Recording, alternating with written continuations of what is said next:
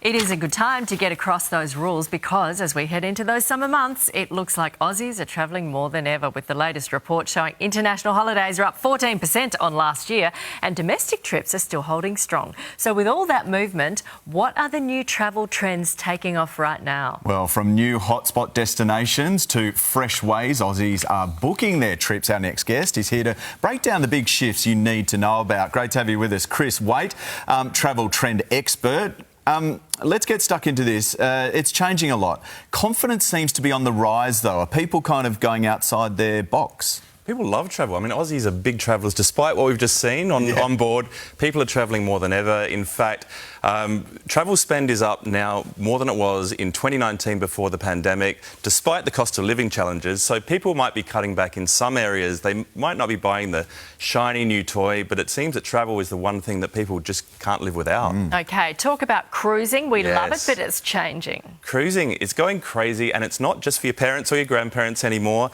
In fact, one thing that might surprise you, it certainly surprised me, was that the average age of an Australian cruiser is just over 48 years old, and a third of cruisers are under 40 years old. And millennials are one of the most enthusiastic groups in terms of booking cruise at the moment. So why is that? I guess they've probably seen their parents cruising. They might have been on a family cruise when they were younger.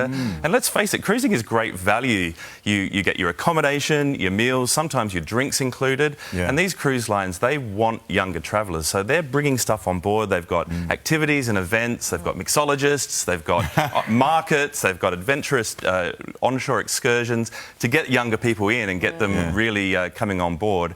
And let's not forget, you get on board, unpack in your cabin and let the cruise line take you to a bunch of exotic destinations. Yeah, you got so many choices, destinations and on-board great things to do too.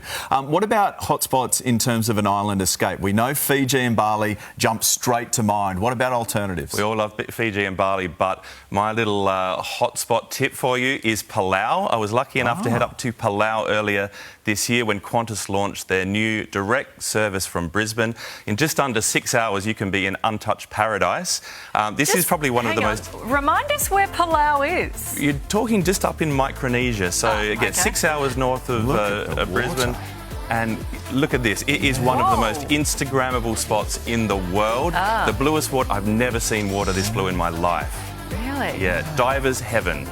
Just beautiful, isn't it? There you go, off the beaten track maybe. One of the greatest things about it is the Palau Pledge. You sign that when you arrive, and that's your commitment to look after the ecosystem when you're there, which means that it's going to be a pristine spot for generations of travellers to come. Yeah, for everyone behind you coming through. Absolutely. Yes, now AI, we know is massive. Are people using AI to plan their trips? Yeah, so one of the great things is a quarter of Aussies are still booking through travel agents, which we love because they get the trust and reassurance. But those savvy searchers are looking at AI, getting their 24/7 travel concierge to do the hard work, get it to go out and find the deals that you might not find yourself online, get it to look for different routings, mixed airlines, mixed classes, and look for the deals that might not be available to the general public. And of course, with the Black Friday sales on at the moment, get it out there searching hard because there's some amazing deals out there at the moment as well. Travel included. Chris, thanks so much for coming in. Thanks for having me.